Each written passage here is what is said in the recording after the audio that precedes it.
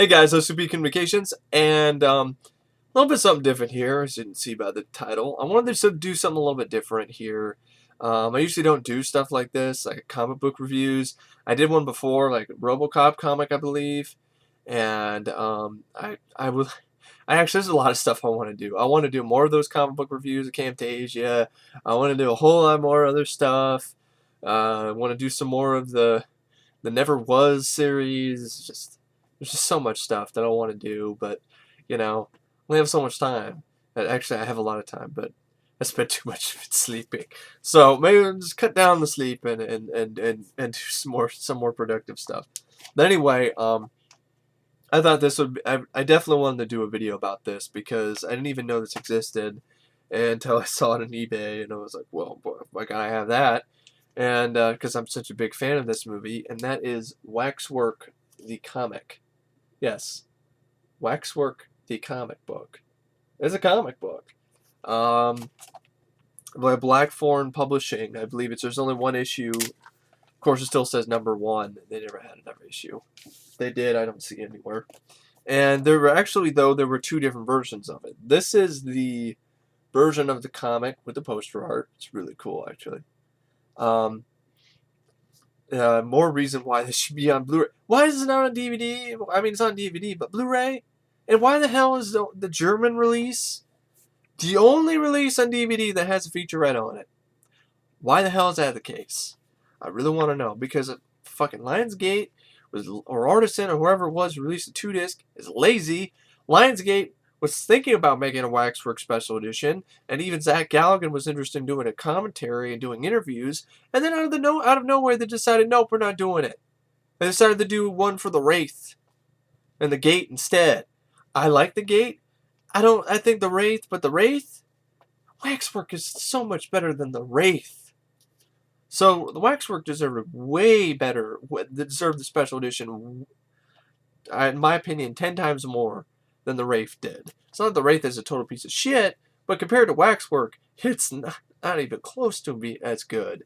But anyway, going back to the comic, there are two different versions of this. There's this version that I have, which is not in 3D, because you see on the back of this, it's advertising Cole is back in 3D.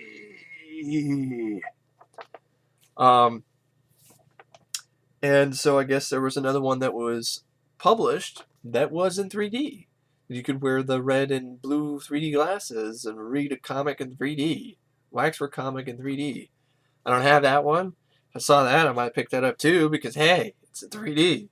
3D comic book? Never heard of that. Now, and then of course it also advertises Star Wars 3D. Now, with the artwork, we're really kind of lame. I mean, look at what Darth Vader looks like. He looks like a fat ass Vader, man. Fat ass Vader. That's a pretty fat ass Vader, man. But anyway,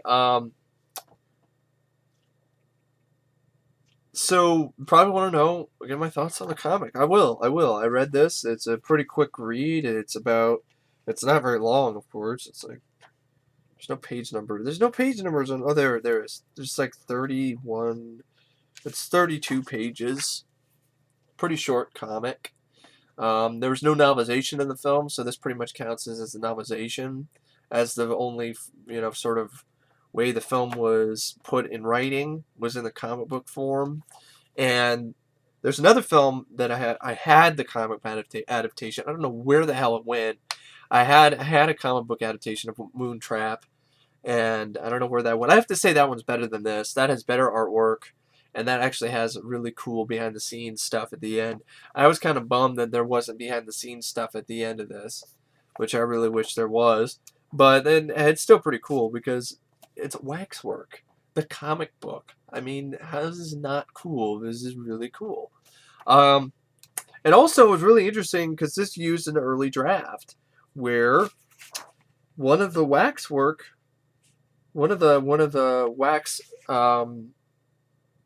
figures in the Waxwork was none other than Jason Voorhees. As you can see here, I'm still getting used to. Have not done it like this, but you can see there on the side, That's Jason. And even this guy says, even the bum who goes and breaks in, he says, I've seen you in them Friday the 13th movies. He's like, I see you're in them Friday the 13th movies. You ain't so tough. Those pictures make you seem tough, but I know better. But that's the problem. Yeah, well, I guess he's drunk and he's saying pictures. But the way it's spelled is Pichers. So when I first read this, I'm like, what the fuck is a picture? Does he mean pinchers? But he doesn't have pinchers. It's Jason. He's not a crab, man. What? And so he tries to attack him, and then that doesn't work, and then Jason fucking chops him in the head. As you can see right here. Just crack it. Yeah! So I guess the original script, Jason was supposed to be the first one to kill the first victim. Now, the rest of the comic from here is pretty much close to the movie, except the artwork is honestly not the best in the world. Pretty much because everybody looks pretty much the same. Look, this is supposed to be Zach Galligan and some other guy, and I can't, for the life of me, even tell the difference between these two. I don't know. See on the left there? I have no idea. I don't know what the difference is. No idea. I scan these and do it with Camtasia, and I'm lazy right now, and I just wanted to do this video, and plus it's not as cool as me actually showing the comic book to you in person. Here's another look at what Billy, or not his name's not Billy. What Zach Galligan's character is supposed to look like? He looks nothing like Zach Galligan, and a lot of everybody just looks the same. The difference here is there's no Patrick Magee character. It's just the teacher who decides to help out. Also, even though they have him on the front here of the cover art, with the little person on the front, and in the comic, it's some tall motherfucker, some lurch guy. Yeah, he looks like a lurch. He's a big tall guy. He's just a big tall dude. So the dwarf isn't even in the movie. So yeah, the only different Waxwork, there's a couple of them. Jack the Ripper is in one, and I don't remember him being in the other in the film in a segment. He's in a brief segment in this, but Jason he's not really in a segment. He just comes to life at one point, and he's pretty much hanging around in the Waxwork, as you can see in the back there. He's hanging around in the Waxwork. Jason is. And so pretty much the plot's definitely the same. These group of friends, they go into the Waxwork and they get lost in these different worlds. The first one is a girl, China, I believe, who gets lost in the vampire world. But what's really, because you have the guy who's getting eaten by rats right there. His leg's getting eaten, and the other guy then he's put into the werewolf world, and the werewolf looks really lame, and I gotta be honest, just a really shitty looking werewolf. Compared to the werewolf in the movie, it's a really shitty looking werewolf. Sorry, I'm still getting used to this format.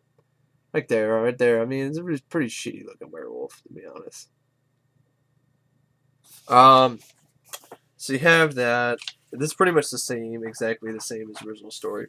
But what's funny is I don't think any of the dialogue was this when China was fighting off vampires.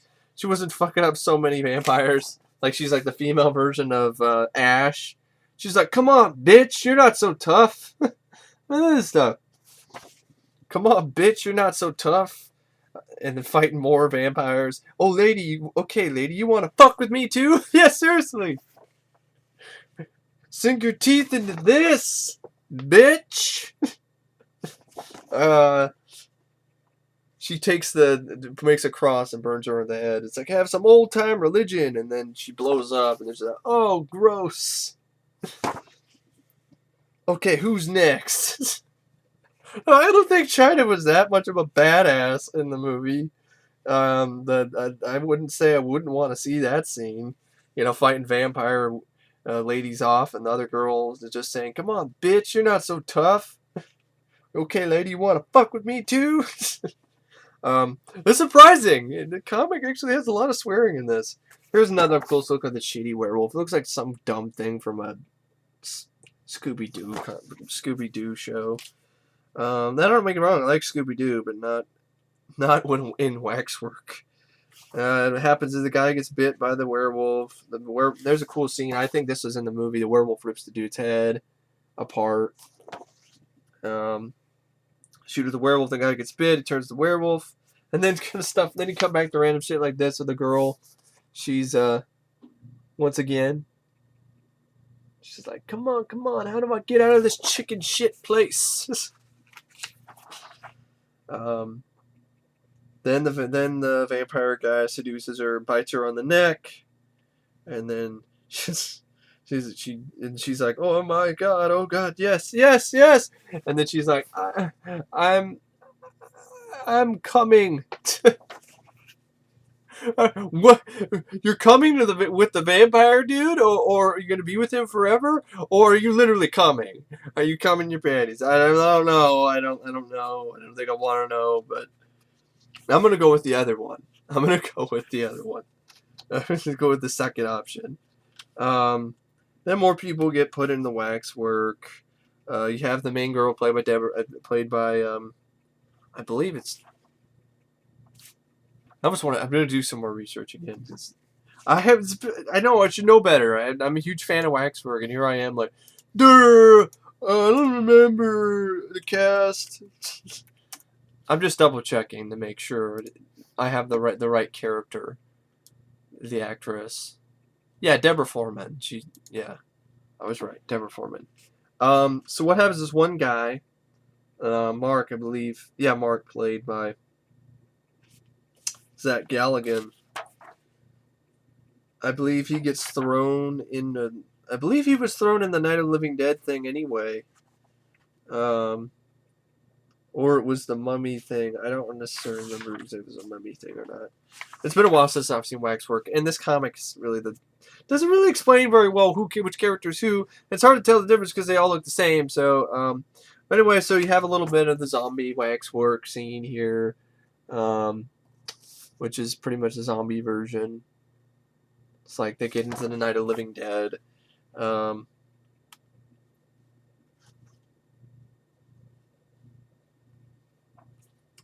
Then there's a one where taken by Jack the Ripper. They end up in the one with the mummies. It's not nearly as gory or as fun. It really isn't. The mummy scene here in the comic, it's not nearly as gory. Then down here you see the Jack the Ripper, which I don't remember, which I could be completely wrong, even though he just looks more like a pilgrim than anything else. And Sarah gets put in with the Marquis de Sade. The Marquis de Sade starts whipping the crap out of her, and she starts enjoying it. It's like, continue, please. Again. So it's like, I shall beat you until you climax, and then my friends shall use you as they please. Then, my beauty, I shall beat you till you die. Oh, please, crack. Again, please. And then I don't remember him saying like, Sarah, you lousy son of a bitch. And then Mark goes and starts Sarah, and then I think that's how it worked.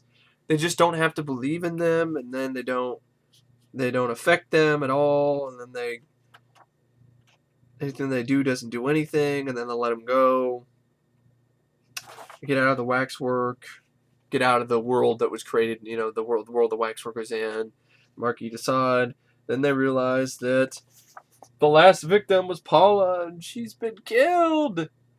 Oh no! And then, Paul was the last victim. The waxwork is complete. Aha, my friends. How nice to see you again. And then the waxwork comes to life. Kind of cool to see that in comic book form, really. Comes to life there.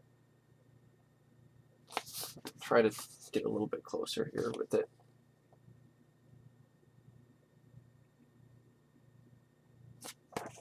So you have the mummy, which looks like Frankenstein, some bald guy, I don't know who the hell it is, some alien dude.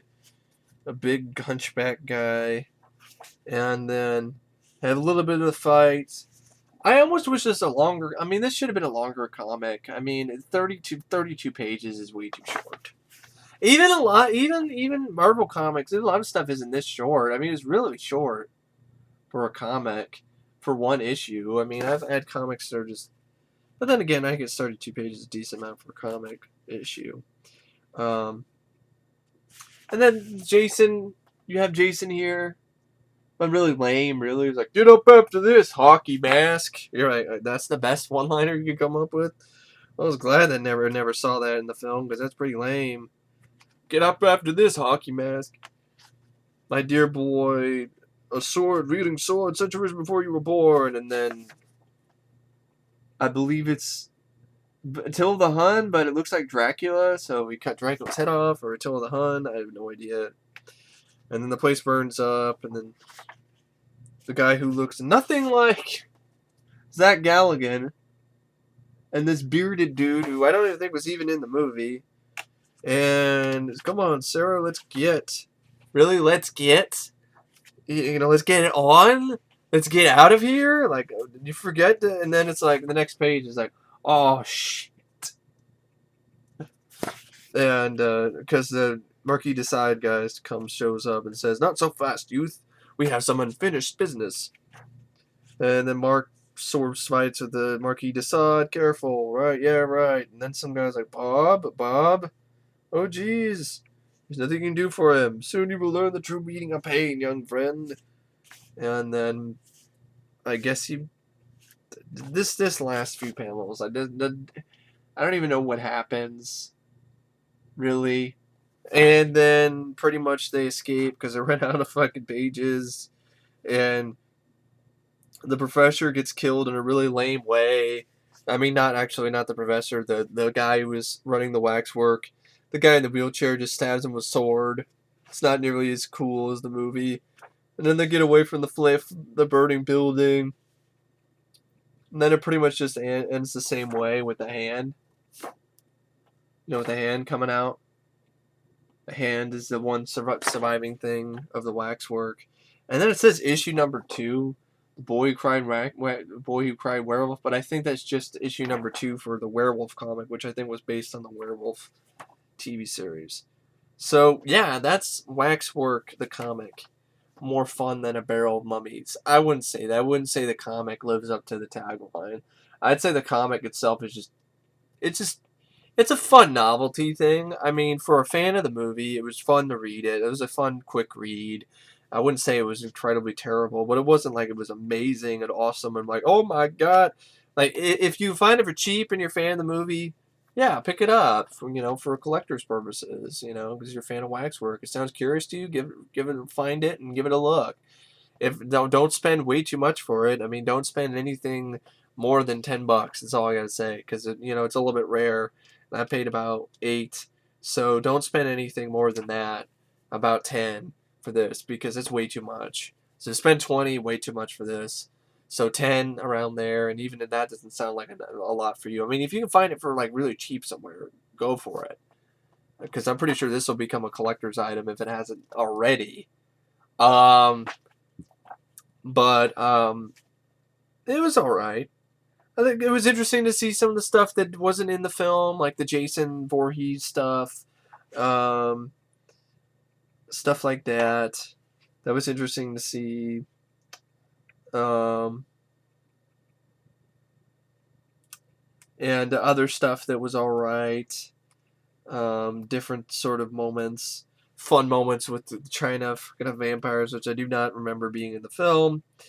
And it was nice to see a comic book that actually was a little bit gory, and also it threw around the F word and a few other profanity in there. So it's definitely not for the kiddies. And yeah, I mean, I wish it was in color. Black and white is kind of disappointing. And the art style isn't insufferably terrible, but it's hard to tell the difference between who the characters are unless they're male or female. The females I can tell the difference between, but the guys in this comic is really hard, so it's kind of hard to follow sometimes. But See, since I'm really new to comic book reviews, so I really don't know what to say. Like, how do you review? What do you end up? Do you say like it's 4 stars for a con? No, I'm not doing that. What can I do? I'll just do what I reiterate what I said earlier. If you're a fan of Waxwork and you can find this for cheap, I recommend it. Give it a read one time. You'll have a good time seeing stuff that wasn't in the movie, and also it's like it's Waxwork the comic book. I mean that in itself is really cool. But if you're not a big fan of the movie, don't even bother. If you are interested in horror comics, yeah, if you can find it, pick it up. If you like, if you're a movie memorabilia person, pick it up. If that kind of thing. I'm not gonna lie and say it's the greatest comic ever. It isn't. Could have been a little bit better. It could have actually, but it wasn't the worst thing ever. Some of the art was all right. It pretty much stuck to the main story.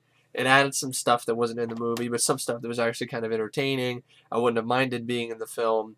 Something was kind of lame, like you have Jason in there, but he gets killed, and some guy's like, "Take that, hockey man! Get up from that hockey mask." You're like, okay, that's really, really, really cringe-inducing one-liner. I'm glad I did not see that in the film. And the ending is a lot different, and so there's a lot of stuff that's the same, but a lot of stuff that isn't.